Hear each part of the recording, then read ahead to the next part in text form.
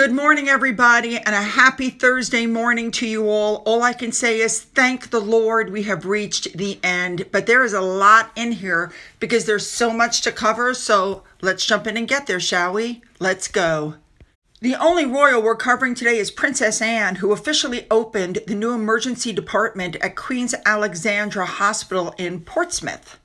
This emergency department actually opened at the end of last year, and it's already had over 38,000 people there, 14,000 arriving by ambulance, and 23,000 walking in the door. And it replaced the old emergency department there, which opened in 1979. And in contrast, this new one has double the capacity for adults, a new CT scanner, and separate entrances and departments for children and adults. And as a previous ER nurse, I can tell you just how important that really is. At the end of the visit, of course, Anne unveiled a gorgeous plaque. Here it is a little bit closer. Good for her. Now let's keep on, but still with Anne. The Consulate General of Italy put up these lovely pictures of the Princess Royal with the president of the Royal Warrant Holders Association, Calvin Philip Contini, and the family and staff at the president's reception at the Palace of Holyrood House. I think Anne looks lovely. All right, here we go. It's been happening for a while, and I've shown you a few compilations of pictures, but basically everybody is poking fun at Meghan's food tips because basically all they're doing is adding flower petals to hot dogs and fish and chips. And of course, in case you hadn't heard it, Justine Bateman came out with another swipe. Remember, she's the one who said that they were tragedy tourists. Justine Bateman is the one who reposted a photo of a plate of fish and chips covered in daisies and joked, "Is this from Meghan Markle's new show?" And this post from X has just gone viral. And it was also shared with the caption, "Plated up my takeaway and elevated." Oh my God. Now, what's being said is because the Polo show bombed and everything else bombed and Netflix is trying to recoup their money, Meghan gave out more information than maybe Harry wanted him to in terms of insight into their family life. And Meghan is doing that, as I've told you before, with the pictures of the kids because she wants you to tune in. Let me tell you, though, what wasn't too much. First of all, remember Mindy Kaling talking about Jack in the Box? Well, Jack in the Box responded by putting up, I can't show it obviously for copyright, but they put up Jack in the Box saying, "Eat royally" or "be royally treated." And they're trying to get people to eat at Jack in the Box because Meghan liked it. I have a feeling that's a mistake. It could backfire. And also, remember, it was Meghan who checked Mindy Kaling saying she should call her, Meghan Sussex.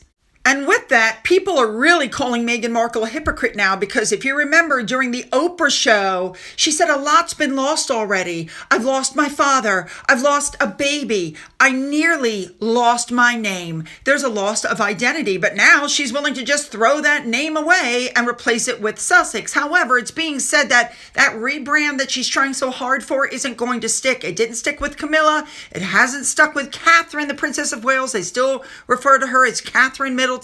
So she can try till she's blue in the face. It's not going to happen. So I'm going to paraphrase what somebody else said about this show, just, to say it. Everything was perfectly curated. Like everything was just how over the top perfect everything has to be around her. From her outfit, which, they showed her picking berries in a white cashmere blouse and white pants. Like no one on earth does that. In this garden, which by the way was not even in her house. I mean, the main point of this was just to show that her life is perfect. Everything is perfect.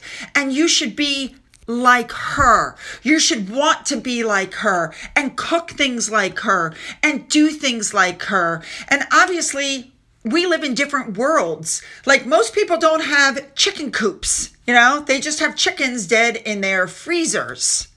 And they show also that a lot of the people who showed up really weren't her friend. Like that guy at the very beginning, Daniel, he's not her friend. He's her employee. And how about, Delphine, who is married to Harry's friend? She's not actually Meghan's friend, but Meghan wants you to believe that everybody that meets her loves her, and you should love her too. She probably practices in the mirror, just like she did for Oprah, a lot of the stuff and the facial expressions. I told you before in one of my previous videos, she was acting. You could tell she was acting because, quite frankly, she's a really bad actress. This entire show is nothing but Meghan loving on Meghan. Now, I wanted to show you something. In one of her episodes, she showed blooming tea. So let me show you what I have. I've had this for quite some time. It's the blooming tea. It's the glass container.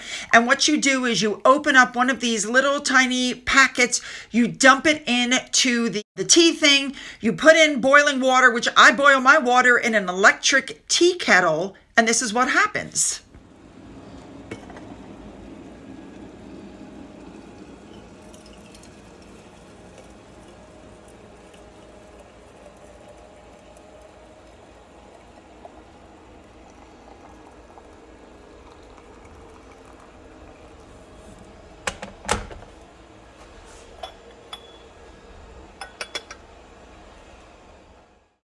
Blooming tea. Buy it from Amazon, not from her. It's much cheaper. Now, at the same time, my husband brought in coffee for me. He's been listening to me film. Oh my God, listen to this. Honey, I made you coffee. Check out with love and devotion. Check out the texture and the color. And I left the flowers out. I stirred it right instead of left because it makes it so much more beautiful. Dude, I just wanted a cup of coffee. Thanks, honey.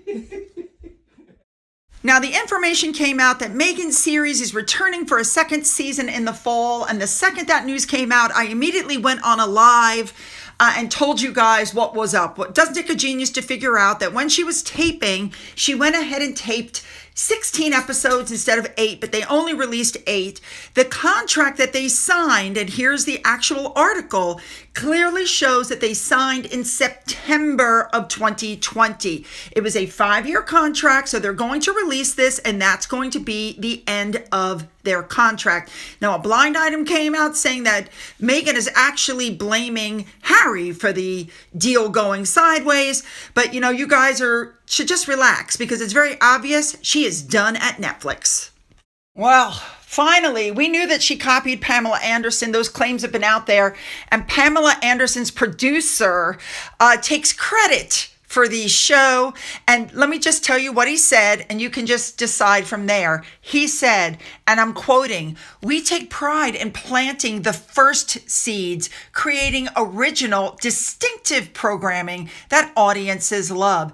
And it's a compliment to see our work with Miss Anderson resonate so strongly." In other words, yes, she copied us. We know they copied us, but there's nothing we can do. Neil Sean actually came out and said, you can see it's a frame for frame copy of Anderson's work in a lot of cases. The high-fiving, the walking through the garden with the basket. There's very little that's new in the world of cookery. Now, Sean also claimed that Pamela Anderson is actually very happy with Meghan Markle. Maybe that's stretching it a bit, but happy because this has elevated Pamela's show. It's the sort of publicity she could only have dreamed of. All right, let's look at our last episode, thank God.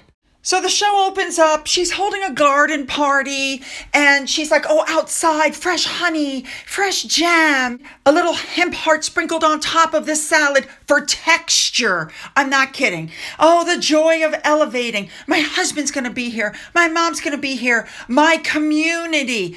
All of her buzzwords. Texture, joy. I'm celebrating the next chapter of my life. So basically, this is a party celebrating nobody else but Meghan. That's what this is. And she uses all of her buzzwords, okay? So then she moves forward, and all of a sudden, after a few minutes of this, and a lot of upbeat music playing, she then announces who's coming to her house, and she's so excited, and we spend the next 5 minutes while she tries to teach us how to gift wrap. I'm not lying. I skipped past this part because I found it so freaking boring. I don't want somebody to tell me how to wrap packages. So the friend shows up, Alice Waters. Oh, I'm so happy you're here. I could cry. And the hugging, and she over emotes. And then she goes, I'm going to make you some tea. Well, of course, we all saw that one coming. So she makes her tea. Oh, I'm so thrilled you're here. I can't tell you how happy I am because I'm a California girl and what you've done for the world. But for California, my gosh, I mean, she's really kissing this woman's rear end. Then, of course, we get the background information on this woman because I don't know who she is. Apparently, she's a chef and a restaurateur, etc., etc. Meghan says, I was thinking of making a salad with vinaigrette. I think we've seen her make like 4 of those so far out of the 8 episodes. And then she says, but I know your expertise will elevate it. Yep, got to get that buzzword in there. So while they're cooking, Meghan goes, do you compost? This woman, Alice, goes, oh, yes, I have a copper bucket. And of course, then you see a picture of this gorgeous copper bucket. And Meghan goes, yes, this is how much you've inspired me. I heard about that and I was composting and it doesn't look so enticing to have an unattractive thing. But I said, if Alice Waters has a beautiful copper potted lid, then I'm going to have that too. Right by our kitchen sink. Boom. There's Meghan's compost pot. Now, at some point, they head out to the garden to get some lettuce, and Meghan pulls out her shears, and the woman goes, you use shears? And of course, Meghan starts up with I know I'm lucky to have all this place, but that's the value of urban farming. Even if you're in a little London flat or a small apartment in the city, you could have a small piece of this, blah, blah, blah. Then they go back into the kitchen. And this woman rinses the lettuce, and it's the first time I've seen any ingredients rinsed or anybody's hands in water this entire episode. Then they crack some egg yolks and they go on and on about the egg yolks and switch cue. Now it's farm fresh eggs. The next thing that happens is Meghan goes into the chicken coop and she's throwing out food and she's dumping big things of ice and she's talking about how you can feed them by using scraps because of course none of us know anything about chicken. She goes, there's a pecking order and you can see it play out with the chickens. Then she puts some food on a table and it's called a chicknick table. So the food doesn't go on the ground. I'm not kidding. Then she continues on about how most of the chickens were rescues from farms and it took them 6 months to rehabilitate them. And then over time, we got some as gifts, including these 2 silkies, which my kids named Phil and Jill. What she doesn't mention is that the silkies were given to her by Ellen DeGeneres and Portia de Rossi, but for some reason, she doesn't want to say their names. And then she picks up a couple of the chickens and she's petting them. And she goes, and I give them greens. And I do things so that their yolks will be more yellow, more brighter. It's all connected. And then you make sure to see that it's Archie's chicken inn. I actually feel sorry for their daughter. Their company is named after their son. The chicken house is named after their son. I don't know what they're doing with that daughter. So boom, they're back in the kitchen. They're making a quiche. And Meghan starts pouring the alcohol. She even says, we've shifted gears. The tea is over to the side. So they toast each other. They start drinking and they're cooking. So they make a quiche. And then it switches over to the party planning. We need something sweet, something savory, different brightness, different colors. It's a choreography. And she starts talking about writing out a menu. She goes, you could print it out, but anything with handwriting adds a personal touch. And I find if you have a large group, you don't want to constantly be asking, what's that? What are we eating? So I'm going to have 2 menus on a long table with tent cards in front of each item. And then you see her writing out the cards. Now we move forward. Today's the day. And Meghan's changed into another very expensive outfit. And I'm trying to figure out how we can celebrate the harvest of the season. And so she goes back to cutting vegetables. And she makes a pesto. Then we're moving on to, are you ready? Flour cookies. She says now, I made my own dough, but you don't have to. You can just go buy it and, slice it up into rings. Guess what she does with them? Oh, take a guess. Yes, she puts flowers on them before she bakes them. Correct? The next thing I'm going to say, I'm just going to say it. I am so sick of seeing edible flowers on everything. Even if I thought it was a good idea at this point, I wouldn't use them. Then she moves on to making crepes. She says, because nothing feels more special than a pancake. And then you see her putting together some dough and starting to try to make some crepes. And this is where people took a breather and said, wait a second. Why hasn't Netflix given David Beckham a TV deal instead of Meghan Markle? Because we've all seen him flip and make pancakes and crepes, and he's obviously 10 times better at it. So why haven't they given him a deal? What else is going on with the Beck? I'm just telling you, there was an outcry. David Beckham should be given a cooking show, which I agree.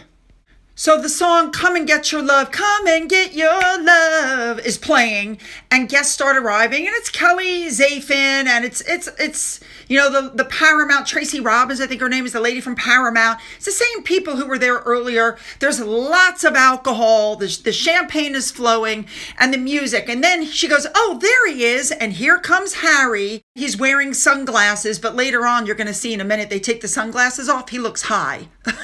And then here's my mom. And then you see Doria walk up, and they show the food, and then Meghan decides to make a speech. Harry says, job well done, honey, I love it. And Meghan says, I want to raise a glass to you. Guys, this feels like a new chapter that I'm so excited that I get to share. When I have been able to learn from all of you, so thank you for the love and support. And here we go. It's a business. That's part of the creativity that I've missed so much. So thank you for loving me so much and celebrating with me. And then they all raise their glasses. Cheers, you guys. And Harry goes, to you. And the song, Come and Get Your Love, is playing.